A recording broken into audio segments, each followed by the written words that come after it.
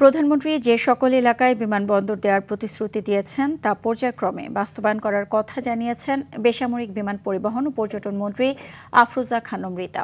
সকালে ঠাকুরগাঁও যাওয়ার পথে সৈয়দপুর বিমানবন্দরে সাংবাদিকদের প্রশ্নের জবাবে তিনি একথা বলেন। এছাড়া দেশে ও জনগণের স্বার্থ এবং যাত্রী সেবা বেশি হবে সেই বিমানবন্দরকে বেশি গুরুত্ব দেওয়ার কথাও জানান মন্ত্রী।